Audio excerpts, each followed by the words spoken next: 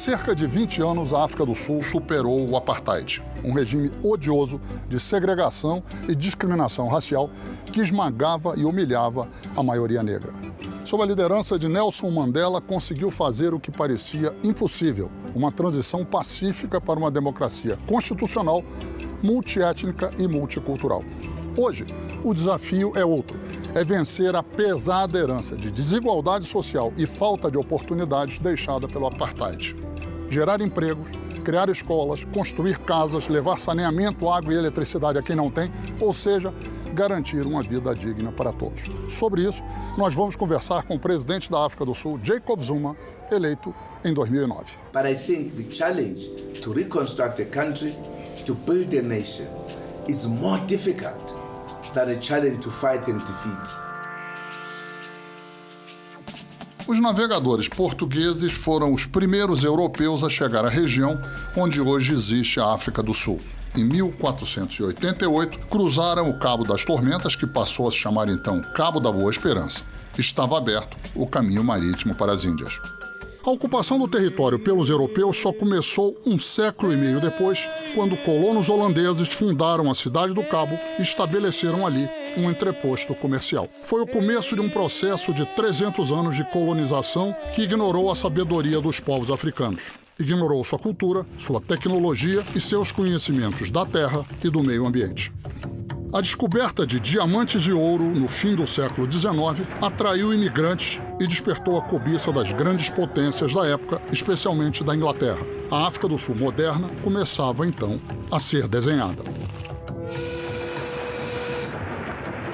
Os antigos colonizadores, também conhecidos como Africanos ou Boeres, entraram em guerra com os ingleses para proteger o território, mas foram derrotados em 1902 e tiveram que se submeter à coroa inglesa. O poder político ficou com os britânicos, o controle das minas também. Os africanos ficaram com as terras mais férteis. A segregação racial já existia desde o período colonial, mas em 1948 tornou-se lei. O apartheid proibiu os casamentos interraciais, mandou confinar os negros em guetos. Os negros só podiam circular fora dos guetos com passes especiais. Tampouco tinham acesso à educação e à saúde de qualidade. Na verdade, eram tratados como se fossem seres inferiores. As 4 décadas seguintes foram marcadas pela luta da população negra contra o apartheid. Entre as revoltas mais famosas estão a Marcha das Mulheres contra os Passes em 1956 e o Levante de Soweto, em 1976, quando estudantes foram às ruas protestar contra a decisão do governo de tornar o afrikaans, a língua dos brancos, um idioma obrigatório na rede de ensino. Durante todo esse tempo, a resistência da população negra foi dirigida pelo Congresso Nacional Africano, mais conhecido como ANC, por causa da sigla em inglês. O ANC é o partido de Nelson Mandela.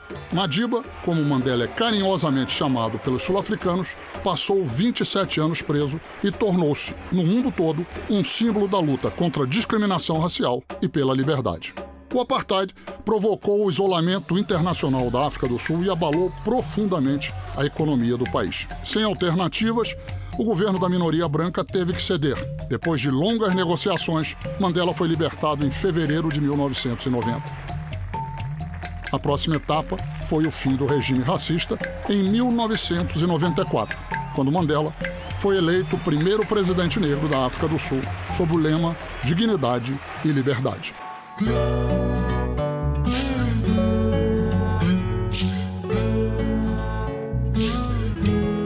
As maiores fontes de riqueza da África do Sul são a exploração de minérios, como ouro e diamantes, e o turismo. O país tem também um parque industrial moderno e um setor de serviços pujante. A África do Sul tem mais de 1/3 do produto interno bruto da África subsaariana. A mudança de um regime racista para uma democracia multirracial é considerada a mais importante transição política dos tempos modernos.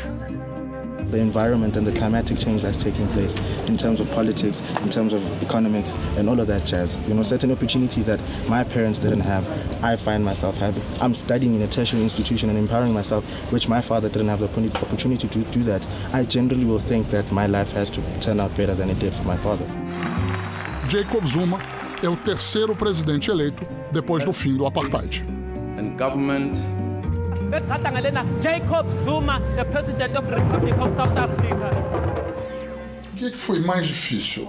Acabar com o apartheid e caminhar para uma democracia constitucional ou terminar com a desigualdade social? Well, I think, as it is clear, the most difficult is to deal with social inequality. That's the most difficult one. Mais difícil que o apartheid? In a different sense, not necessarily in comparison, but in a different sense. Apartheid was a system designed to oppress other people, to give others privileges, very brutal, to kill, to arrest, to silence, to do everything. But you fought it. You could fight, and as I described the fight with time, it was clear we were going to defeat them. With social inequalities, you are dealing with a very difficult one because you have a situation where the system systematically undermined the greatest majority. Firstly, by depriving them of the centers of activities. They wouldn't be at the place where the economy was taking place. They were not participating. They were not party to decisions of the country. But also, the majority of them were deprived education. The education that they were given was made very inferior. In fact, some South Africans at some point had to leave the country to go and be educated outside because there were no opportunities here. Now, freedom has brought opportunities. The fact that the gap is big to really grab those opportunities is a different matter. But certainly, you can do whatever you want. There are young people today who have succeeded to become business people, who are doing very well, but they are a tiny minority. So the opportunities are there, but the possibilities to take advantage of the opportunities are very difficult.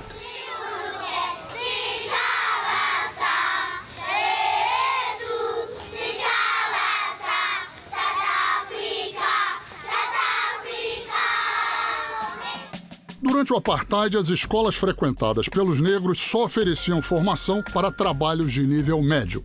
Não tinham estrutura, eram superlotadas e os professores mal treinados. Com o fim do regime racista, a população negra passou a ter acesso a um ensino de melhor qualidade. O índice de analfabetismo entre os negros caiu de 50% para 24%. Em 1992, menos de 1% dos estudantes negros chegavam à universidade. Hoje, são 5%. Apesar da melhora, é claro que ainda há muito a ser feito.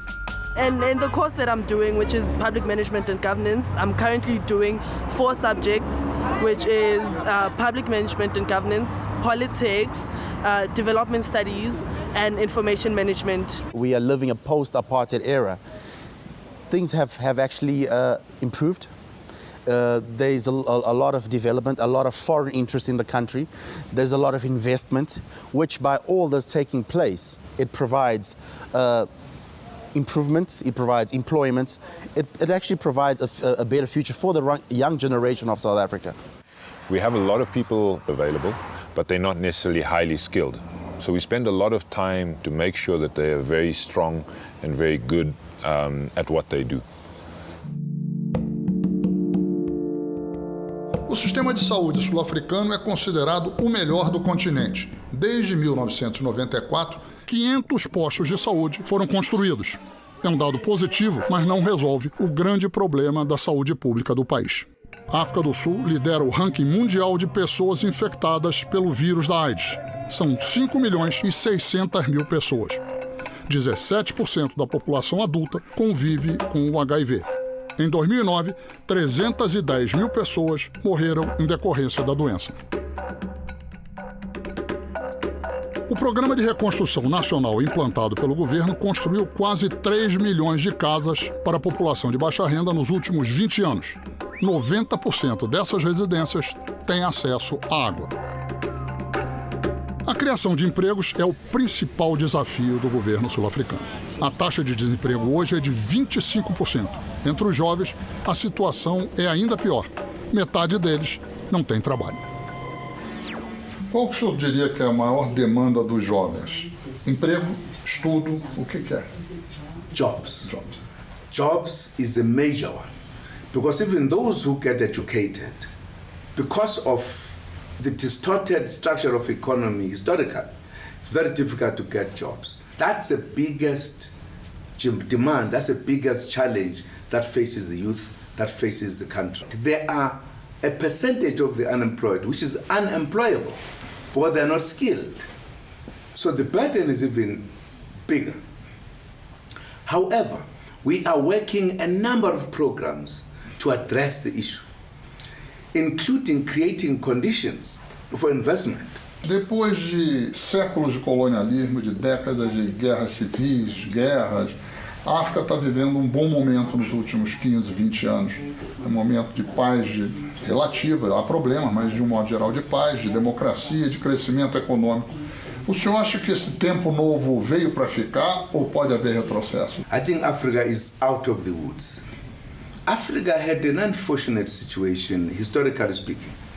You will recall that besides slavery that faced Africa, there was a meeting that took place in Europe, I think it was in Germany, where a number of countries met to discuss Africa and actually divided Africa among themselves and therefore colonized Africa.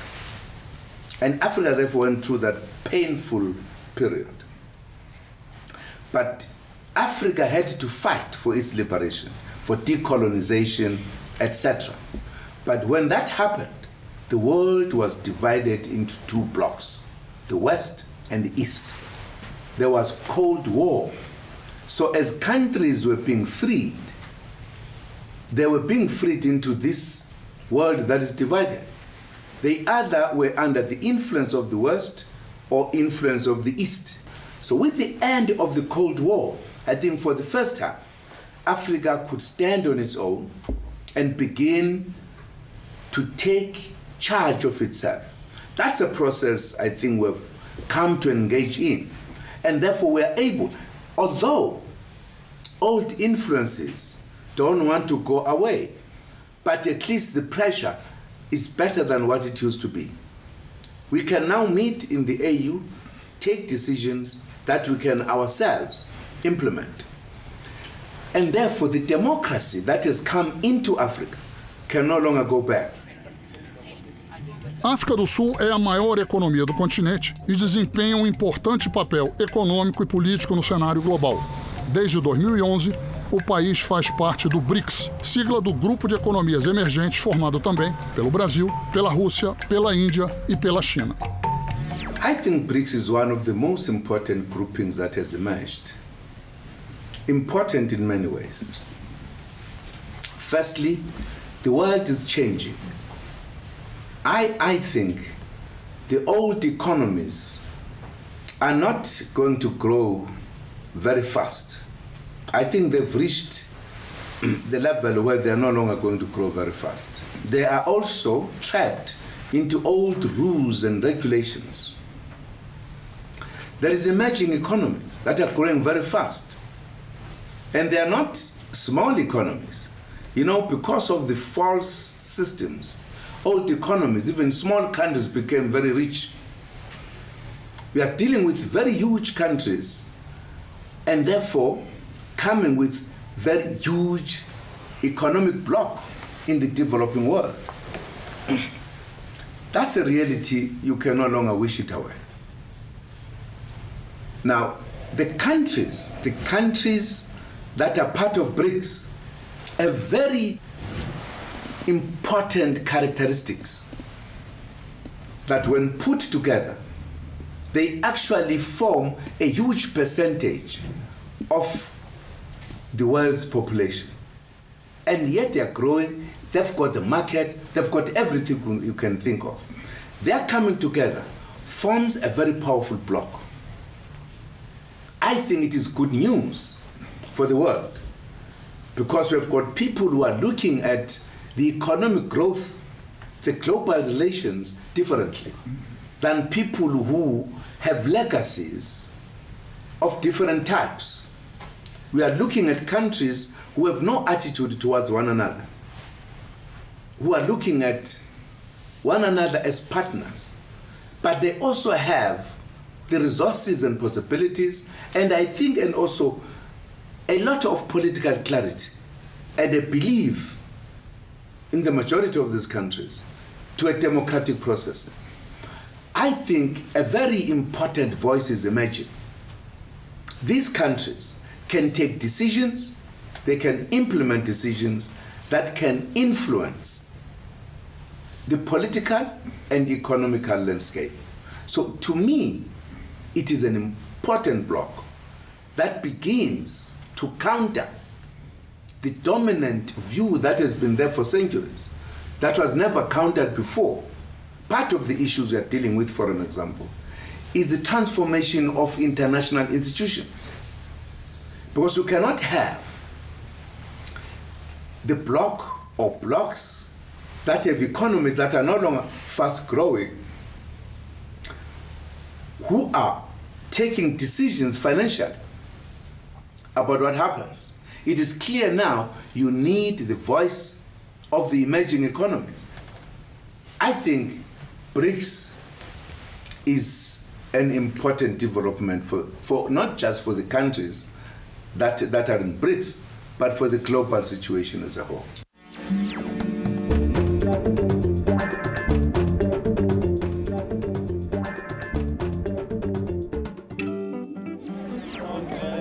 Várias etnias, 11 línguas oficiais. Não é à toa que a África do Sul é considerada a nação arco-íris. A construção de um ambiente de harmonia em meio a tanta diversidade étnica é um desafio permanente para a consolidação do processo democrático do país.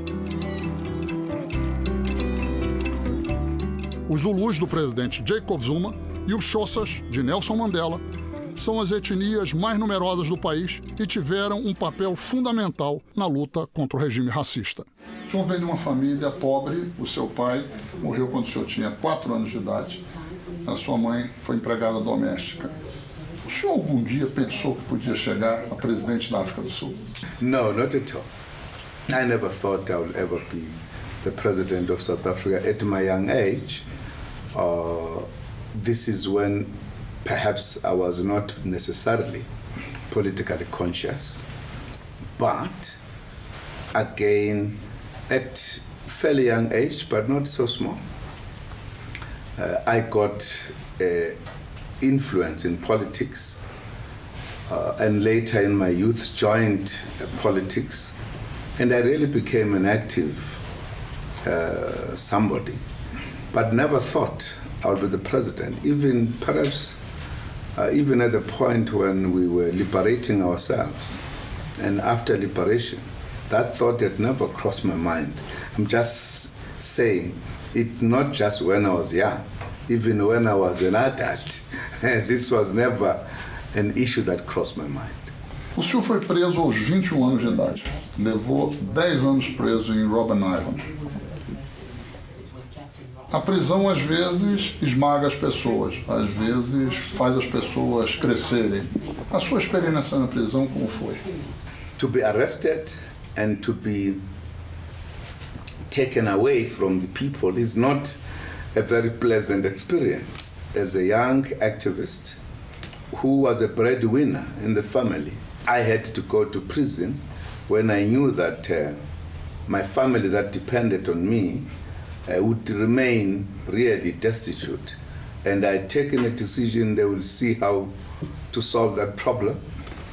But going to prison, it was what we had taken a resolution for, that we were prepared to fight and, if need be, to give our supreme sacrifices.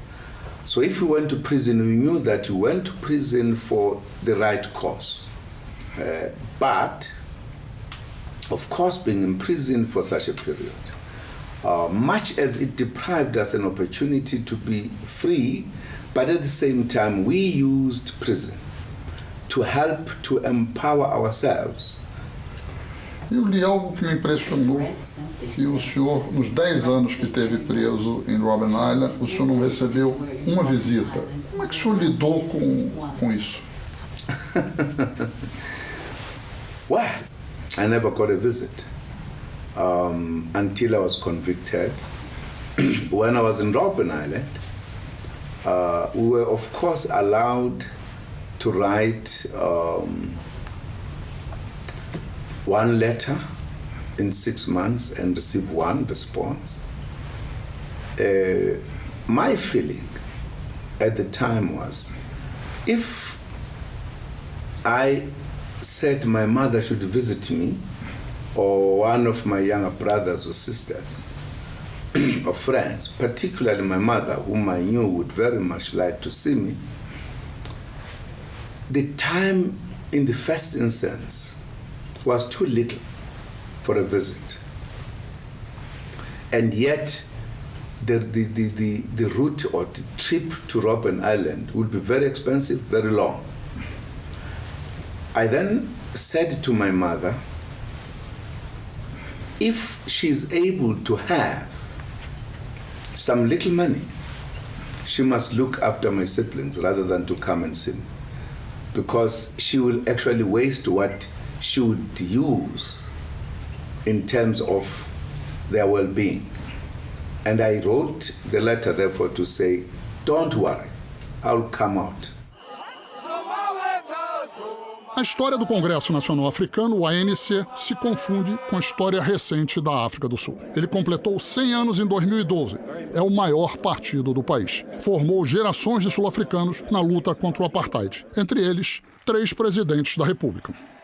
Muitos dos seus integrantes passaram boa parte da vida presos, no exílio ou na clandestinidade. Banido durante décadas, o Congresso Nacional Africano reconquistou a legalidade em 1990, quando o regime racista dava seus últimos suspiros. Seus líderes, Nelson Mandela, Oliver Tambo, Thabo Mbeki e Jacob Zuma, dirigiram a resistência contra o apartheid e depois costuraram com competência o Acordo Nacional, que jogou a pá de cal no regime racista e instituiu uma democracia multiétnica e multicultural no país. O Congresso Nacional Africano governa a África do Sul desde 1994, quando Mandela foi eleito presidente. Quando é que o senhor sentiu que o regime do apartheid estava já indo ladeira abaixo? I think towards the mid-80s, personally I had a feeling that things would change in South Africa. This was as a result of few factors. One factor was that the struggle in South Africa had become very strong against the regime by the people inside the country. The struggle of the masses, the struggle by the ANC itself, the underground, the international isolation of South Africa. But there was something also interesting that was going on. Because South Africa wanted to defend itself, it had occupied a particular position with regard to Namibia. Mm-hmm.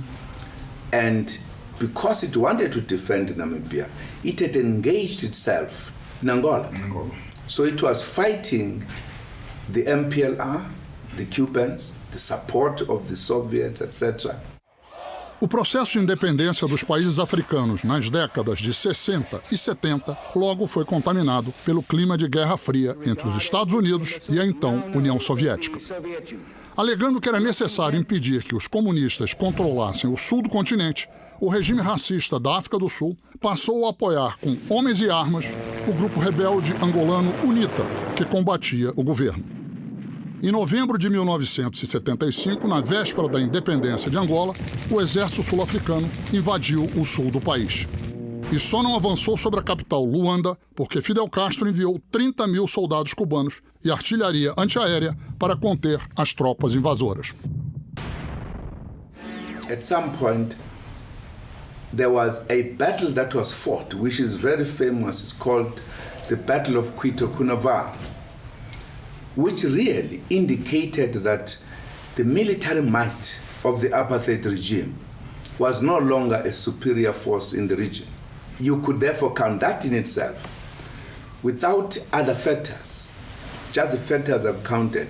It was clear that if you gave that struggle, the struggle inside the country, and the struggle as waged by our colleagues, SWAPO, and the involvement of South Africa, a decade would be too much.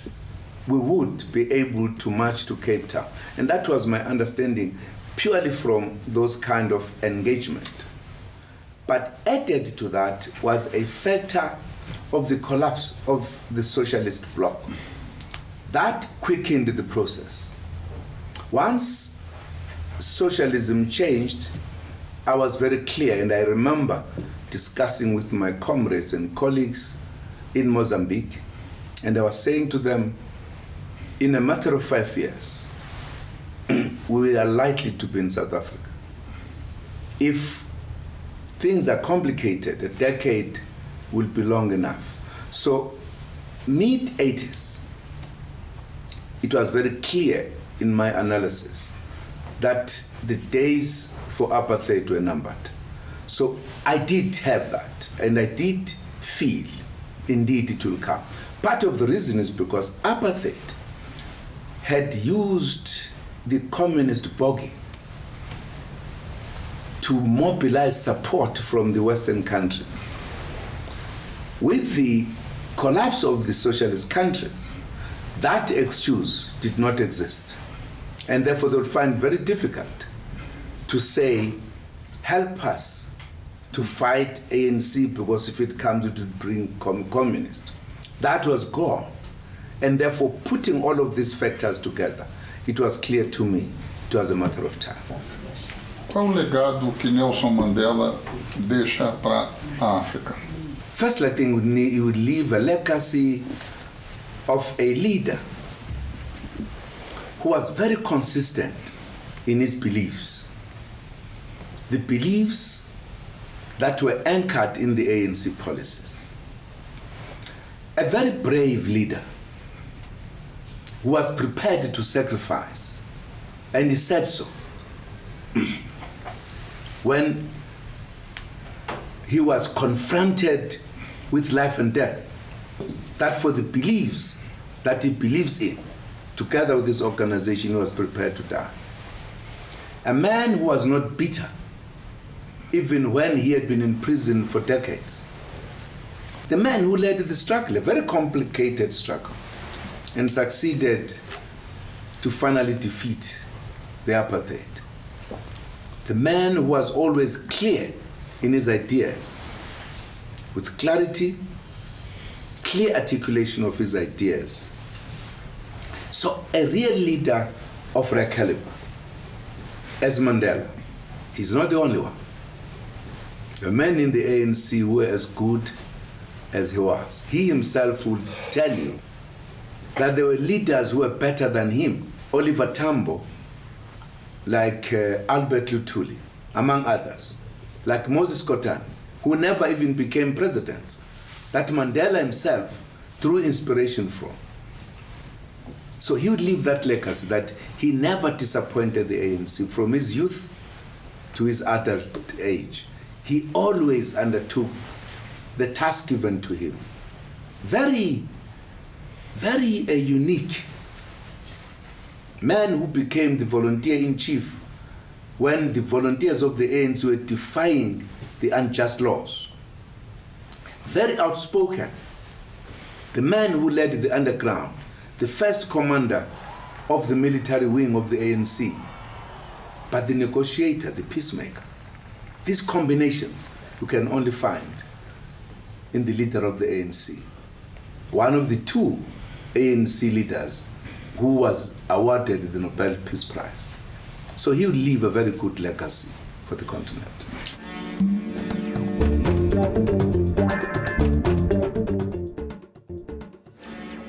Ao lado do futebol e do cricket, o rugby é uma das paixões dos sul-africanos.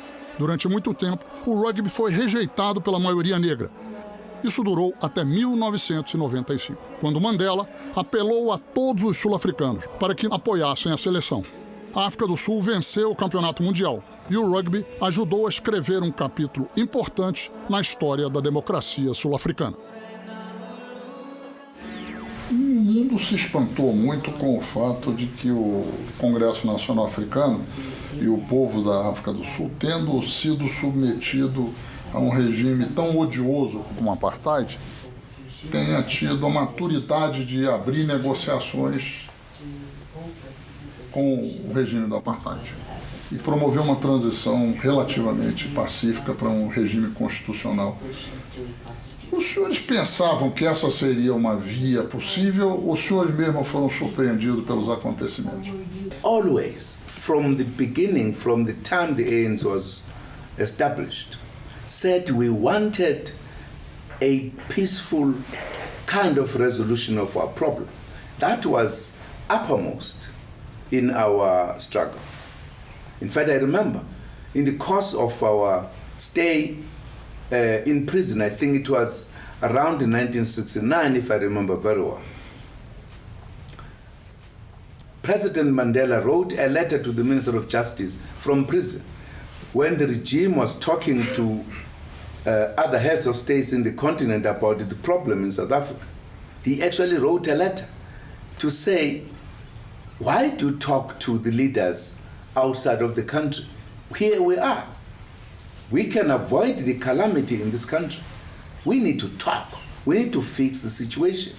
We need to be responsible leaders.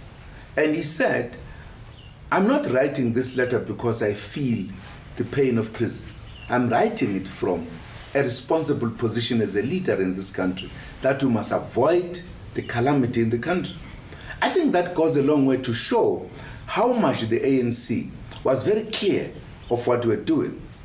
No fim da década de 80, a África do Sul era uma nação isolada. Por causa do apartheid, o país sofria boicotes e embargos comerciais em todo o mundo. Com a economia à beira do colapso e acuado pela resistência interna e pela pressão internacional, o governo não teve alternativa a não ser negociar a transferência do poder para a maioria negra do país. Meses depois de assumir o cargo, Frederic de Klerk, o último presidente branco do país, legalizou o Congresso Nacional Africano e outros partidos proibidos e mandou libertar Nelson Mandela e todos os presos políticos. Os 14 milhões de eleitores negros passaram então a ter direito ao voto. Era o começo do fim do regime racista. Em 1993, Mandela e de Klerk dividiram o Prêmio Nobel da Paz. No ano seguinte, Mandela elegeu-se presidente com 62% dos votos.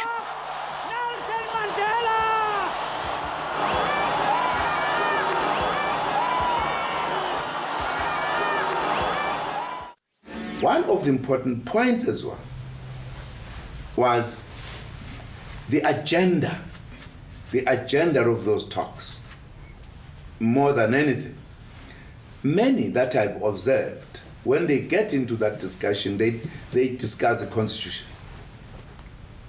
We did not start there. We agreed the Constitution of a country cannot be made by people who had no mandate from the people. Mm-hmm.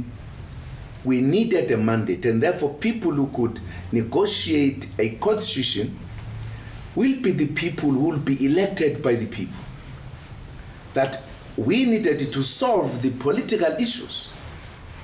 And once we solve the political issues, we would then, having agreed, in order to move into the new dispensation, we'll then agree on an interim constitution, which should be a constitution to facilitate the transition, only which will then even have the rules and regulations how to run elections.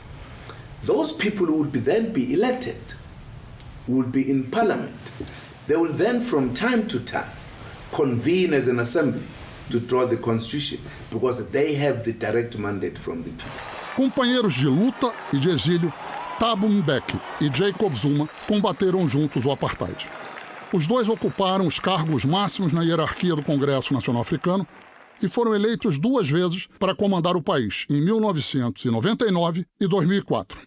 A parceria acabou em 2005, quando Zuma, vice-presidente, foi acusado pelo Ministério Público de receber propina num contrato de venda de armas para o exército sul-africano. Mbeki afastou Zuma do cargo. It would be best to release Honorable Jacob Zuma from his responsibilities as Deputy President of the Republic and member of the Cabinet. Zuma foi inocentado. I'm therefore not convinced that the applicant was incorrect in averring political meddling in his prosecution. E na saída do tribunal, surpreendeu o povo que o esperava do lado de fora. Em vez de discursar, cantou.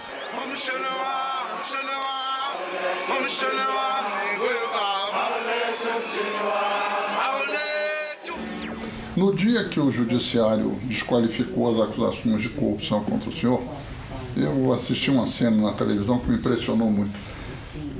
Quando o senhor saiu do tribunal e o povo estava reunido lá de fora e se esperava que o senhor fizesse uma declaração ou um discurso, o senhor cantou e dançou uma música Zulu, que é um Chiniwami, que quer dizer, segundo a tradução que certa, tragam a minha metralhadora.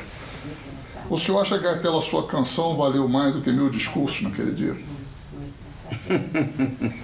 Well, that song is a song of the struggle.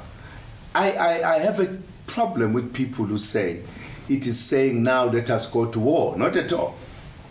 It's a song about the struggle. What that we used to see. That gave us inspiration, that gave us morality, and here I was, with allegations and everything. I think I needed inspiration, I needed morality, I needed to feel that I'm ready to fight, whether allegations or not. Now, I couldn't sing any other thing. I did not just sing that song alone, by the way. I sang other songs too. Não, e eles cantaram junto com o senhor. Yes, of course they sang with me. They knew the song. O Chaminewa, que em Zulu quer dizer tragam a minha metralhadora, era o hino dos combatentes do Congresso Nacional Africano que pegaram em armas contra o apartheid. O senhor sempre foi muito ligado ao presidente Mbeki. Os senhores trabalharam junto na organização da resistência, os senhores fizeram parte da equipe de negociação, ele foi presidente, o senhor foi presidente, mas alguns anos atrás os senhores chegaram a um confronto sério que quase dividiu o partido, o ANC. Eu queria saber como são as suas relações hoje com o presidente Mbeki. Well, they are cordial. We respect each other. I don't think there is any difficulty. But we did not differ on the ANC policies. I think the problem was at a point when there was a decision to remove the deputy president. That, I think, was an issue. Yes. But that was not because of politics. It was not as a result of political differences. I think it was informed by different things. Mas era o quê, então? Uma rivalidade pessoal? Uma luta de poder? O que dividiu Mbeki e Zuma? Well, I wouldn't know. I wouldn't know because perhaps it's me who was removed, and I never understood up to this day why. Because you couldn't say it was because of performance, or it was because we differed politically on policies or whatever. I think there were allegations made, and on the basis of those allegations, as a president, he took specific actions. And I think some people in the ANC thought he was right, some people thought he was not right. Then that became an issue, that we're contesting for a position, not because we're fighting politically. I think it was a question of Mbeki feeling he could still stand. The constitution allowed him to stand in the ANC for the third term. And other people in the ANC said, no, we think that to stand for the third term is not right, because you are going to have somebody else being a president.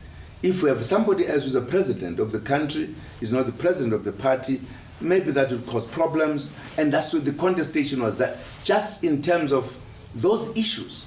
So I would say, if we stress that there were political differences, that's just a perception I'm trying to deal with, that from my point of view, this kind of conflict or tension that arose was informed by other things, maybe hidden political issues, I don't know. Esses dirigentes que já não vão vir mais da luta histórica, eles têm o mesmo sentido, o mesmo rumo dos que vieram lá de trás? I don't think, whether we are talking about the new generation or whatever, you could have people who could come in and change the policies of the ANC. But the day you do so, you would have lost the traditions of the ANC, and I'm not sure where you'll end up. Critically, it is the policies that the ANC pays very specific attention to. ANC policies are not old policies. They are not as old as the leaders that you see. They are very fresh. They deal with the issues of today, and therefore they deal with the demands and desires of the youth. So insofar as the leadership, I don't think you could say the leadership that is here is following old policies. Not at all. It is very new policies. And therefore, that's why in the ANC context, it is not the leaders, it is not the age, it is a policy. The old leadership will grow old and will come out, and the new leadership will come in. That has been the process of the ANC. At one point, Mandela was a young man in the ANC, very militant, not a leader. But at some point, he became an old man, a leader. We are here today as this generation. We are getting a little bit old, and I'm sure the younger generation will come. Absolvido, Zuma tornou-se o grande nome do partido. O presidente Mbeki, em fim de mandato, saiu muito desgastado do episódio e a amizade entre os dois nunca mais foi a mesma. Em 2008, Mbeki perdeu o apoio do próprio partido e foi forçado a renunciar à presidência da República. Meses depois, Zuma foi eleito presidente. Thank you very much. Thank you very much for coming today of the new president.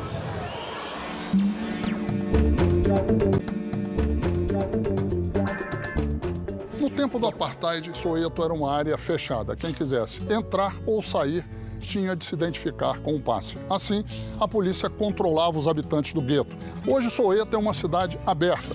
Todo mundo pode caminhar, circular livremente. Suas ruas são largas e limpas, com calçadas e árvores. Ela tem escolas, hospitais, universidades, shoppings, áreas de lazer, praças, tem muita coisa. Soweto tem problemas? Soweto tem problemas. Os jovens não têm o trabalho que precisam, querem mais qualificação profissional, querem mais oportunidades. Eles sabem que conquistaram muito nas 2 últimas décadas, mas querem mais. E é bom que seja assim, porque é lutando, reivindicando e trabalhando que eles vão poder construir uma África do Sul melhor para eles e para seus filhos. O senhor acha que o gap, a diferença entre os ricos e os pobres, aumentou ou diminuiu depois do fim do apartheid? Our society before 1994 was distorted. You had a population that was centered around the developed areas. And even the statistics of what the population was distorted. The relationship, huge majority were not allowed to come to the cities. So even if you wanted to know what was the gap, nobody in fact even talked about it. But once we reached our freedom, you removed these barriers of the infrastructure control, etc. People from rural areas came in big numbers in their free countries to the cities. And we began to count all citizens as citizens of this country. And therefore, the number that artificially looked smaller of the blacks that were staying in the urban areas, now the total real numbers emerged. And therefore you realize how big the gap was.